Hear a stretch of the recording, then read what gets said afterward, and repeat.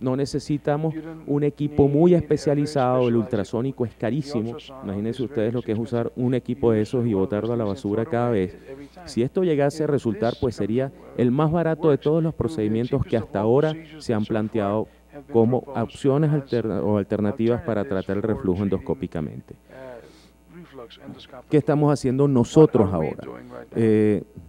Aprovechando la experiencia de las disecciones submucosales en túnel y como nos gustó tanto el Enterix, y si el problema era que no sabíamos si estábamos inyectando directamente en el músculo, decidimos hacer un túnel submucoso e inyectar el Onyx, que era el Enterix, directamente en el músculo. Estamos comenzando con esto, es un estudio prospectivo, no sabemos si va a resultar, pero bueno, al menos visualmente, de manera inicial, luce bastante bien. Aquí está, este es ese paciente, quedó el Onyx casi hemicircunferencialmente, por lo menos en los primeros meses este paciente tiene una mejoría de los síntomas importantes. Todavía no sabemos si va a tener mejoría, digamos, objetiva en las mediciones de pH y manometría. Probablemente no, como casi ninguno de los procedimientos lo ha tenido, pero veremos qué pasa. Lo cierto es que hay tantas cosas que no entendemos que probablemente estamos haciendo una lectura inadecuada de lo que sucede en la unión esofagogástrica y en los mecanismos de reflujo. Estos procedimientos se ponen de moda y se van de moda. Y en medicina hay modas. Hubo una época en que estaba de moda los procedimientos antirreflujo y había mucha plata de la industria invertida en procedimientos antirreflujo. Después pasamos por una época donde estaba de moda el Barrett y había mucha plata invertida en el Barrett. Pero la medicina, como en todo, las modas van y vienen, a veces por suerte, a veces de manera irrelevante y a veces por desgracia. Así que veremos qué pasa si alguna de estas modas realmente nos va a traer algún beneficio. Mientras tanto, seguimos esperando. Gracias. Muy amable, doctor Bautista. Thank you, Professor Bautista, for your excellent presentation, a very good revision on all techniques that have been developed to treat reflux from the endoscopic point of view. We wanted to ask Professor Bautista dar la charla de la to give conferencia de la his experiencia del POEM en presentation on Latinoamérica. experience of poem in Latin America. Que le agradeceríamos mientras que la doctora While Anita, que gentilmente viene the de next Nueva York, llegó professor anoche, está gets acabando de ready organizar sus because the conferencias, next entonces speaker el doctor Bautista just nos arrived from dará New una York charla que last teníamos night, programada so el día de ayer y que we are por going cuestión to have the organizacional presentation vamos a that dar el was día de hoy. scheduled for yesterday. Muchas gracias.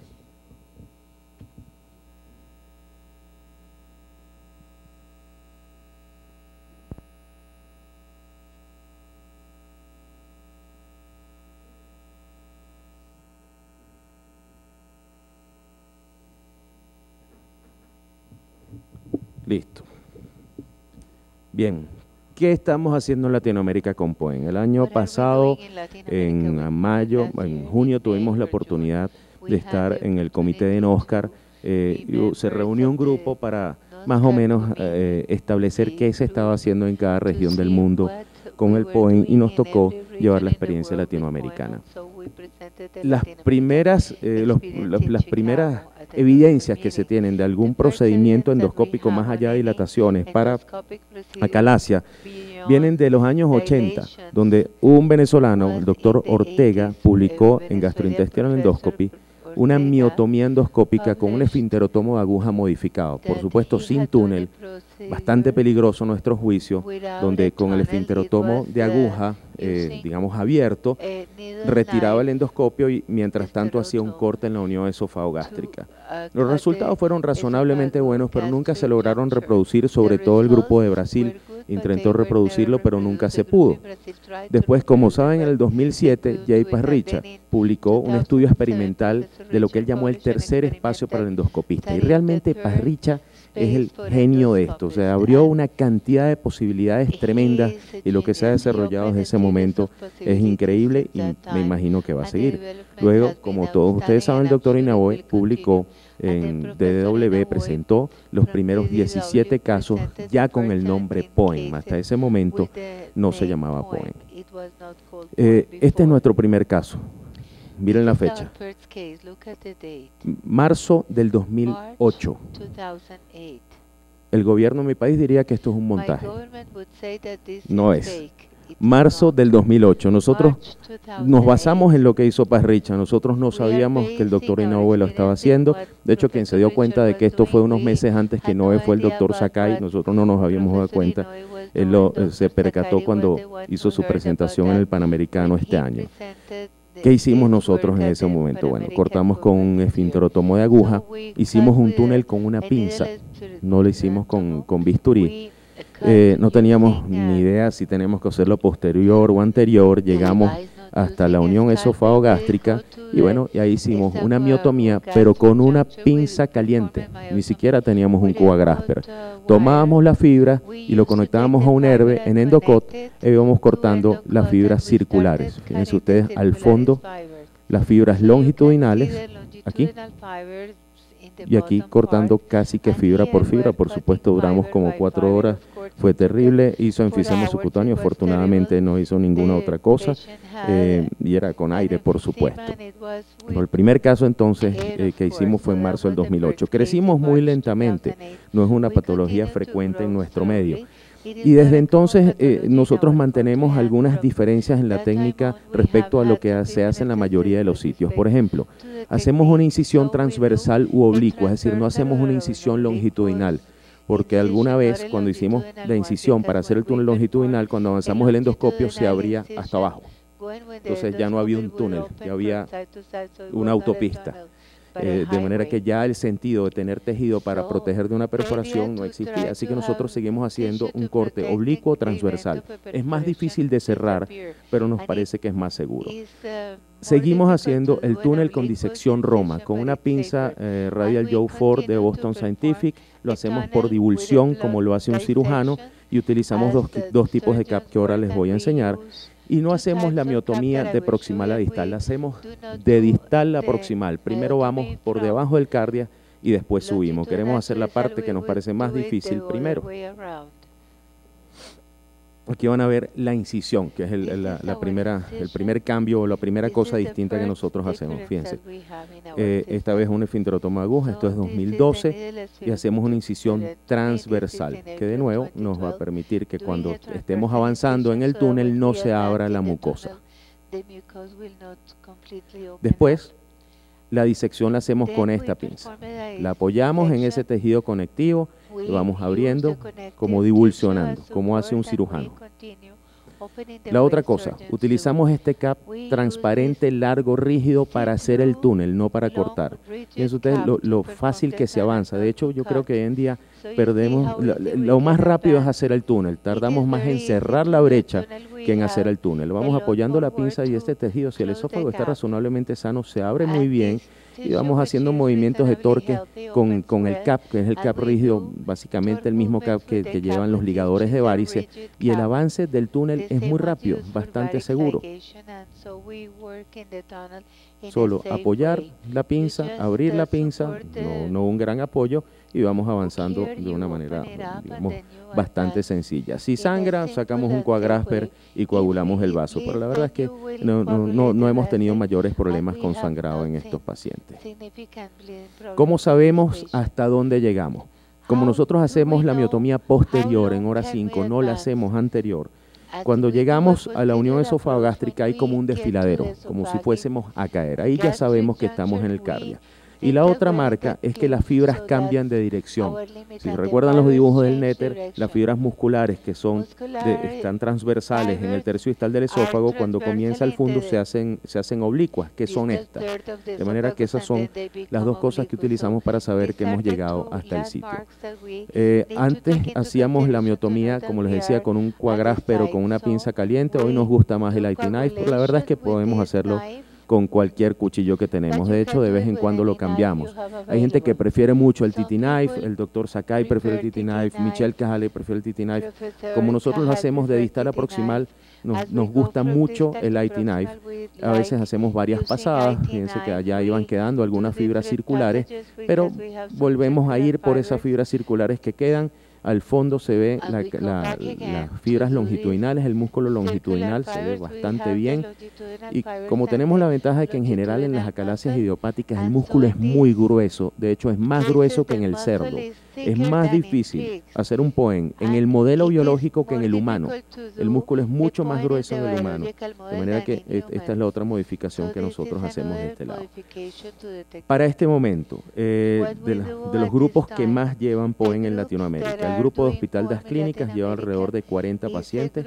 Algunos de estos casos son hechos fuera en cursos, como hace el doctor Kajalek. Ellos hacen la miotomía anterior en horario 2, han hecho 4 pacientes con Chagas, tienen una falla, hacen 6 centímetros por encima del cardias y 2 centímetros por debajo. Este es el individuo con más experiencia en toda la región y hace unas cosas increíbles. Lleva más de 150 pacientes, sin duda debe ser la persona que más experiencia tiene en POEM, en Chagas en el mundo, lleva 34 casos. También hace la miotomía posterior, ha hecho 7 pacientes con miotomía de Heller previa, en 4 pacientes con falla en cuanto al alivio de los síntomas ha hecho una remiotomía, es decir, ha hecho una miotomía anterior después con buenos resultados, y también hace 6 centímetros por encima y 2 por debajo. El grupo de Belo Horizonte con nuestro amigo Víctor empezó recientemente, llevan 7 pacientes, 1 con Chagas, y también hace la miotomía posterior en hora 5. En nuestro caso tenemos 36 pacientes, muy pocos pacientes para todos estos años, probablemente un paciente cada mes y medio, cada 2 meses. Hemos tenido 5 enfisemas subcutáneos, un neumoperitoneo, ningún evento fatal. Lo hacemos posterior también en hora 5-7. Hemos hecho 5 casos con cirugía previa. Nosotros hacemos 8 centímetros por encima, 2 por debajo, y tenemos un paciente que fue a cirugía porque no tuvo alivio de los síntomas. No hay una unificación, entonces pareciera de este lado del mundo pareciéramos estar más o menos unificados. La mayoría lo hacemos posterior, la mayoría hacemos una miotomía entre 6 y 8 centímetros. El uso del bisturí depende de lo que usted quiera o de lo que usted tenga. El doctor Conrado, que les había dicho el de Recife, los primeros casos los hacía con un asa de polipectomía, es decir, hacía una miotomía de cada fibra muscular con la punta de un asa de polipectomía, de manera que depende de lo que uno sepa usar. En este momento, sin contar con los pacientes que se han hecho en Colombia y con unos pocos pacientes que se han hecho en Argentina en la Fundación Favaloro, llevamos alrededor de 233 pacientes en Latinoamérica, 17% de Chagas, una tasa de éxito igual a la reportada en la literatura por encima del 93%, y pareciera no haber diferencia en cuanto al alivio de los síntomas, al objetivo de la miotomía en los pacientes por Chagas. La incidencia de reflujo, como en toda la literatura, parece ser mucho más baja que la de la cirugía. En nuestro caso también, solo tenemos 2 pacientes con IBPS, de una tasa de complicaciones bastante baja, una mortalidad de 0 y una tasa de reflujo que está alrededor del 5%. No sabemos muy bien por qué esto es un tema de discusión en todos lados. Los cirujanos pelean mucho porque no se hace un procedimiento antirreflujo. La verdad es que ellos hacen una cirugía de DOR, que como cirugía antirreflujo es muy mala, o una fundoplicatura de Tupet. No sabemos si dejar indemne la longitudinal tiene que ver con esto, porque el acortamiento esofágico sigue indemne. Si dejamos la longitudinal, los cirujanos no dejan la longitudinal. Pero lo más importante es que los cirujanos disecan los pilares del diafragma y cortan los ligamentos cardiofrénicos, que son bloqueos naturales de reflujo. Entonces ellos tienen que hacer una especie de reconstrucción antirreflujo, porque ellos sí modifican las estructuras naturales que protegen contra el reflujo. Endoscópicamente no es así. Un tema aparte sobre Chagas, todas las personas en el mundo cuando conversan sobre esto dicen Chagas en Latinoamérica, ¿qué pasa con el POEM en el Chagas? Pareciera que los resultados son iguales, pero nuestra percepción, y esto todavía no está validado, y coincidimos con esto con la persona que más experiencia tiene, que es el doctor Conrado en Recife, hay diferencias en la técnica, porque es mucho más difícil hacer una miotomía en un paciente con Chagas que en un paciente con una idiopática, en 3 sentidos: inyección, túnel y disección. En cuanto a la inyección, pues bueno, levantar la mucosa y la submucosa es muy fácil en el idiopático, no hay mayores problemas. Sin embargo, en la enfermedad de Chagas no es así. De hecho, cuesta mucho trabajo. Es una mucosa que está seca, es una mucosa que no levanta. Al principio uno piensa que no está en el plano adecuado, pero bueno, comienza a elevarse hacia los lados y no levanta. Es una mucosa que levanta con mucha dificultad. Esto es lo normal. Esto es un paciente con Chagas, la verdad es que la diferencia es tremenda. En cuanto al túnel, ya ustedes vieron lo fácil o lo rápido que se puede hacer el túnel con la disección por divulsión, la disección Roma con el CAP rígido, largo y con la pinza de larga capacidad. Sin embargo, para Chagas no es así.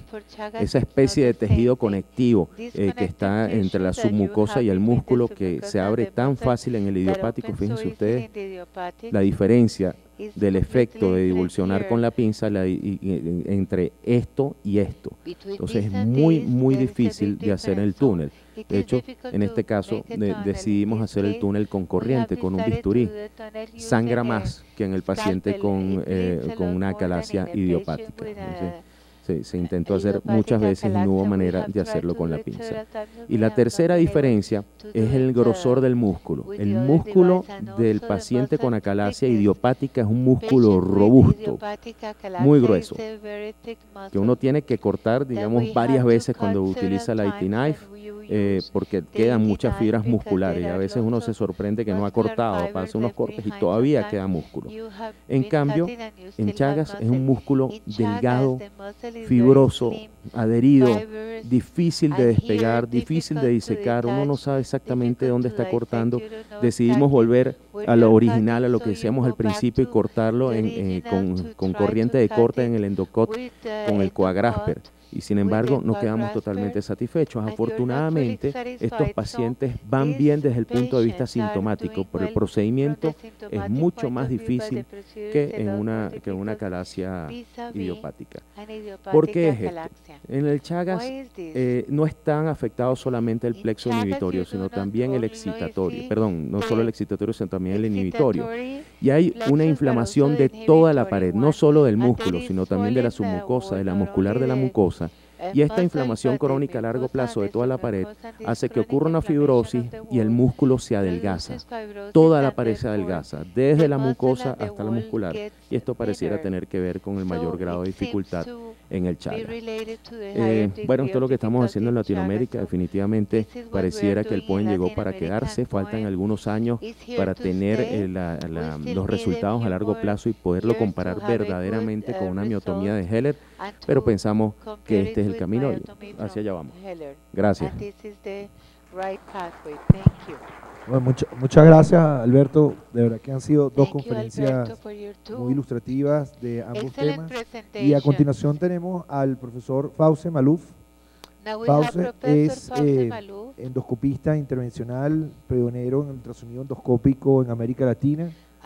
No voy a decir que fue el primero porque entonces me va a decir que lo estoy poniendo muy viejo, pero yo creo que fue uno de los primeros. El doctor Fauze nos va a comentar, su tema es acceso guiado por econdoscopia de la vía pancreática. Bienvenido, Fauze. Gracias. Buen día.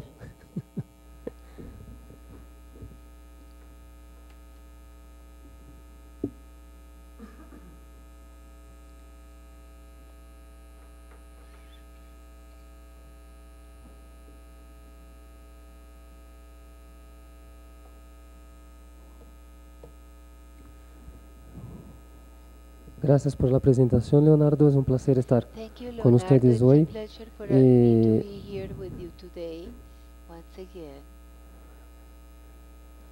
Mi presentación es bien corta porque el tema es un tema técnicamente no es sencillo, pero no hay mucha experiencia en el mundo con el acceso de las vías pancreáticas guiado por ultrasonido endoscópico. Os enseñé esto ayer no Instituto de Cáncer donde yo trabajo y vamos a intentar responder a estas cuestiones.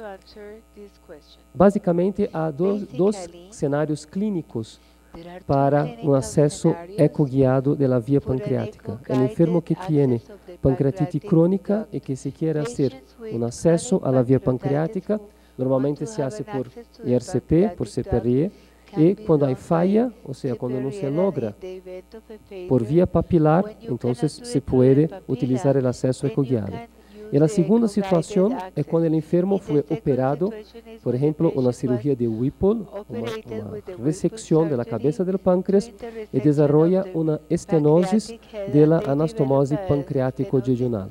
Son esas básicamente las dos situaciones donde el acceso ecoguiado puede ser necesario.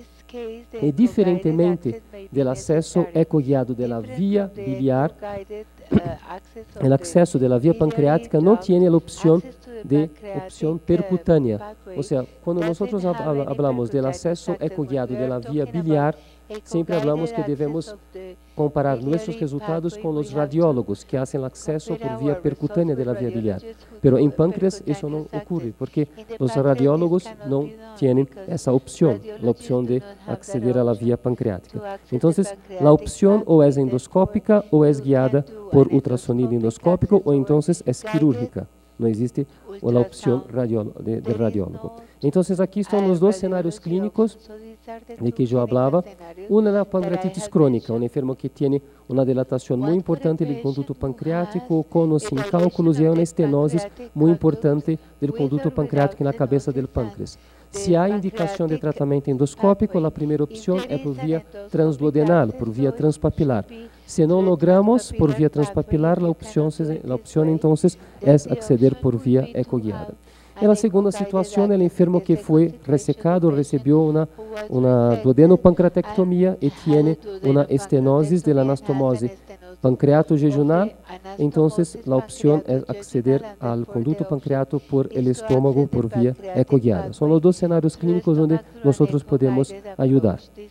Aquí la foto del artículo clásico de Manolo Pérez Miranda, donde nos enseña cómo podemos hacer eso. Entonces, el aparato de ecoendoscopia está en el estómago.